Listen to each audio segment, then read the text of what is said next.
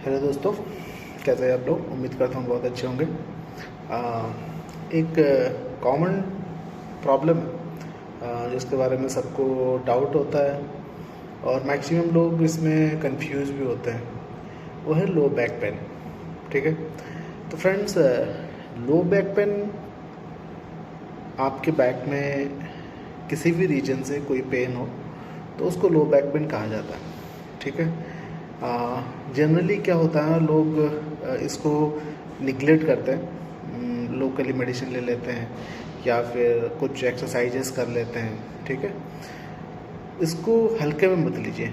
ठीक है, हो सकता है आज वो बहुत कम है, बट आगे चल के ये इतना ख़राब हो जाता है कंडीशन कि सर्जरी करनी पड़ती है। ठीक है,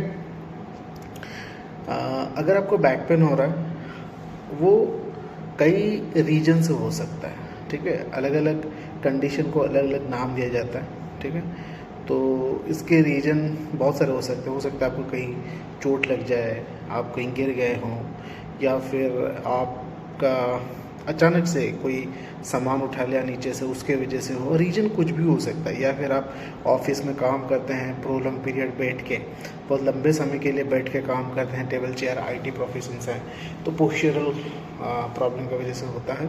तो रीजन कई सारे होते हैं। ठीक है, और कंडीशन भी कई सारे होते हैं। एज रिलेटेड होता है, यंग लड़का है उसका डीजेनरेट नहीं हुआ होगा, एग्जाम्पल बता रहा हूँ। ठीक है, तो जनरली क्या होता है, आप किसी भी फिजिशियन या सर्जन या डॉक्टर किसी के पास भी जाते हैं तो वो स्पॉन्डिलोसिस लिख देते हैं। ठीक है, ये ग्रॉस डायग्नोसिस होता है। ठीक है, इनिशियल स्टेज पे, जब मेडिसिन के बाद कुछ थेरेपीज़ के बाद वो कम नहीं होता, फिर वो उसमें डीप डाइव करता है। ठीक है, तो आप हर बैक पेन को स्पॉन्डिलोसिस मत मानिए।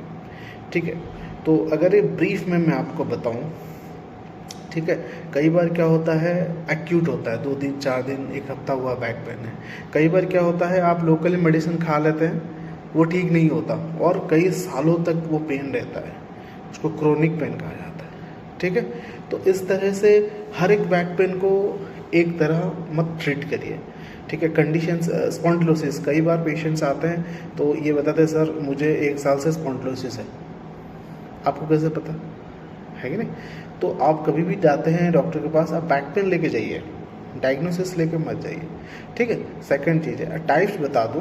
देखिए, बैक पेन में कई तरह का कंडीशन होता है, जैसे स्पॉन्डाइलोसिस है, स्पॉन्डिलाइटिस है, स्पॉन्डाइलोलिस्थेसिस है। ठीक है, डीजेनरेटिव चेंजेस के कारण कई बार हार्निएशन हो जाता है। ठीक है, मस्कुलर टाइटनेस की वजह से कई बार बैक पेन होता है। रीजन कई सारे होते हैं। ठीक है, तो उस हिसाब से ट्रीटमेंट भी टेलर मेड होता है, कस्टमाइज्ड होता है। ठीक है, हर बैक पेन का एक ट्रीटमेंट नहीं होता। ठीक है, इसीलिए इसको निगलेक्ट मत करिए, क्योंकि हो सकता है विद टाइम ये बहुत ज़्यादा बढ़ जाए। हाँ, फिर ट्रीटमेंट नहीं हो सकता है, फिर कंजर्वेटिवली मैनेज ना करते हुए उसको नहीं हो पाएगा। ठीक है, कंडीशंस को जैसा डेवलप हो गया तो फिर आपको सर्जरी की ओर जाना पड़ेगा। और सर्जरी बुरा नहीं होता, ये पेन रिलीफ कराता है। अगर कंडीशन बहुत ज़रूरी होता है फिर सर्जरी कराना चाहिए। ठीक है, कई लोग सर्जरी से डरते हैं। देखिए, डरना ज़रूरी है। अगर आप डर रहे हैं तो उससे पहले कंजर्वेटिव मैनेजमेंट करिए। ठीक है, थोड़ा जाग जाएं कि बैक पेन हो रहा है, पेन हो रहा है, तो उस बियॉन्ड रेंज ना जाएं, काम करें। तो कई सारी चीज़ें होती है, अपने डॉक्टर की बात सुने। ठीक है, जो उनका एडवाइस होता है। ठीक है, इस तरह से डायग्नोसिस करना बहुत ज़रूरी है। उसी तरह ट्रीटमेंट की बात अगर हम करें तो लोग क्या करते हैं, बैक पेन है, चले जाते हैं लोकल मेडिसिन शॉप में, मुझे बैक पेन हो रहा है, वो कुछ पेन किलर्स दे देते हैं, उसको खा लेते हैं, सबसाइड हो जाता है, बैठ जाते हैं। अगर बहुत ज़्यादा पेन है तो ठीक है, आपने खा लिया, बट उसके बाद आपके डॉक्टर को दिखाइए।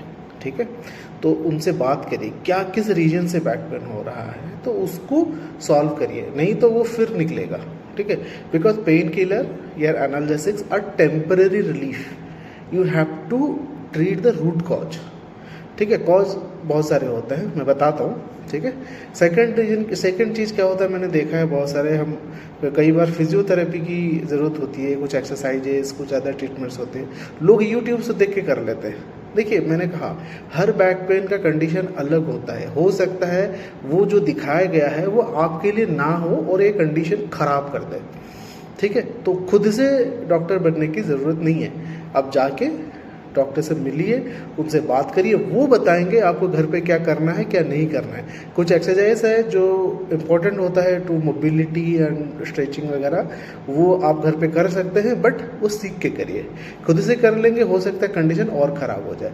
तीसरा ट्रीटमेंट होता है सर्जरी, वो बहुत ही टर्जरी केस में होता है, जहाँ पर हर्निएशन हो गया है, डीजेनरेशन हो गया है वर्टिब्रास का, मतलब स्पाइनल वर्टिब्रास होते हैं, ठीक है, उसका डीजनरेट हो गया है, फिर वहाँ पे जो नर्व रूट्स हैं वो कंप्रेस हो रहा है, वहाँ पे रूम ही नहीं मिल रहा है, और कंडीशन ऐसा है कि आप फिज़िकली उसको कर नहीं सकते ठीक है, तब हम सर्जरी मैंडेटरी हो जाता है और करा लेना भी चाहिए, क्योंकि वो आपको पेन से रिलीफ देता है और स्ट्रक्चर को भी ठीक करता है। ठीक है, कंडीशंस बहुत सारे हैं। स्कोलियोसिस हो जाता है, स्कोलियोसिस मतलब lateral deviation of the spine हो जाता है, काइफोसिस हो जाता है। इसीलिए प्रॉपर मेडिकल गाइडेंस प्रोफेशनल से मिल के आप प्रॉपर डायग्नोसिस करके फिर ट्रीटमेंट किया करिए।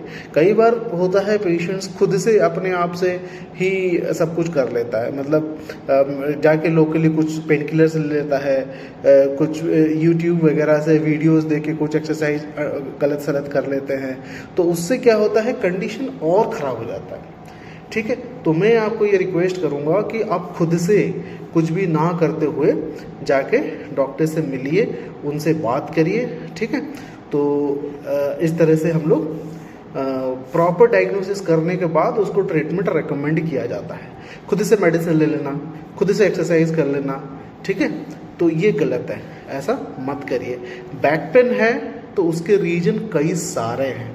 ठीक है, मैं अगर उसको बताने चलूँगा बहुत लंबा वीडियो हो जाएगा। कभी अगर किसी ने कहा करने के लिए तो मैं ज़रूर इसको कवर कर दूंगा। ठीक है, तो इस तरह से हर डिजीज़ की बात कर रहा हूँ। ठीक है, अगर बैक पेन है तो आप आईटी प्रोफेशनल हैं, हो सकता है बहुत देर बैठने के कारण आपके स्पाइनल वर्टिब्रास में कॉम्प्रेशन होकर बैक पेन हो रहा है।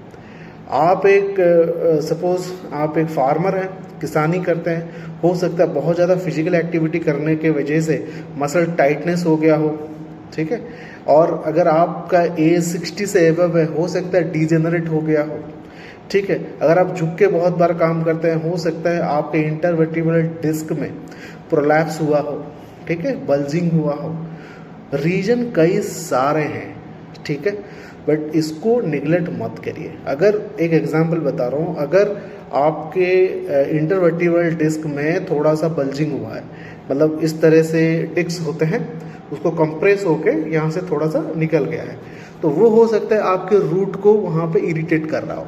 वो इरिटेशन के वजह से वो जो पेन है आपके पूरे पैर में जाता है। कैसे जाता है? वो जो नर्व है कंडक्शन करता है, वो स्पाइन से निकलता है। ठीक है, स्पाइनल वर्टिब्रा के बीच में से न्यूरल फोरामेना के अंदर से होके वो आते हैं। ठीक है, तो आप पैर को जाते हैं वो सेंसेशन के लिए। ठीक है, तो आपको कोई छूता है, कोई चुभता है, चोट लगती है, पता चलता है। ठीक है, और रिफ्लेक्स आर्क की वजह से, वो कभी बाद में बात करूँगा न्यूरोपैथी के केस में। ठीक है, तो वो जब जाता है वहाँ से पेन रेडिएट होके, इनिशिएट होके पूरे पैर में एक लाइन से जाता है या फिर डिफ्यूज होके जाता है। कई बार सियाटिका होता है, रूट इरिटेशन के। सियाटिका होने के कई सारे रीजन्स हैं, ठीक है, वो मैं बाद में बात करूँगा सियाटिका के। ठीक है, तो वो पेन आपको पैर में फील होता है, चलने में दिक्कत होता है, न्यूरोपैथिक सेंसेशन कम हो जाता है। ये सब बैक पेन से ही शुरू होता है, क्योंकि वो निगलेक्टेड होता है। समझ रहे हैं? तो इसलिए मैं आपको कहूँगा प्रॉपर डायग्नोसिस करिए, खुद से मेडिसिन मत लीजिए, एमआरआई करिए और एक्सरे करिए। जो भी क्रोनोलॉजिकली इंपॉर्टेंट है वो आपको फिजिशियंस, आपके डॉक्टर्स जो होंगे वो आपको बता देंगे।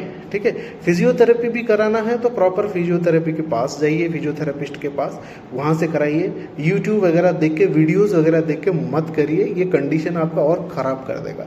मेडिसिन से कंजर्वेटिवली ठीक करना चाहते हैं तो प्रॉपर मेडिसिन प्रोफेशनल के पास जाइए, ऑर्थोपेडिक सर्जन के पास जाइए, न्यूरोलॉजिस्ट के पास जाइए, जिसके पास भी आपको मन करे जाइए, बट वो जाइए। खुद से जाके मेडिसिन मत ले लीजिए कि पेन हो रहा है मुझे एक पेन किलर दे दीजिए। आजकल बड़ा फेमस है, लोग यूट्यूब से या गूगल से देख के मेडिसिन ले लेते हैं। बैक पेन के लिए वो लिख देता है जीरोडल पी, ये वो अनशन। ठीक है, वो सब मत करिए, ये कंडीशन आपको ख़राब कर देगा। ठीक है, और एक मेडिसिन, एक टैबलेट आपको एक दूसरा कंडीशन डेवलप करता है। अगर आप इसी तरह से बार बार एनाल्जेसिक्स खाते रहेंगे तो हो सकता है वो पेप्टिक अल्सर में डेवलप हो जाए, गैस्ट्रिक फॉर्मेशन होगा, फिर आप गैस टैबलेट खाएंगे।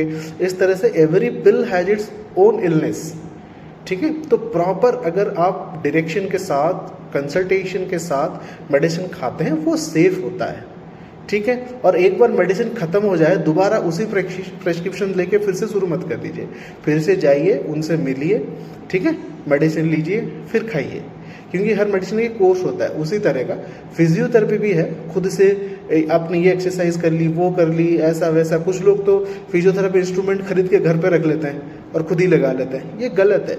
हर कंडीशन के लिए कि प्रॉपर फ्रिक्वेंसी होती है, प्रॉपर इंटेंसिटी होती है, पोजिशनिंग ऑफ द चैनल्स होता है, और एक्सरसाइज में भी प्रॉपर डायरेक्शंस होते हैं, कितने डिग्री में आपको वो फोल्ड करना है, मसल का डायरेक्शन क्या है, एक्सेट्रा।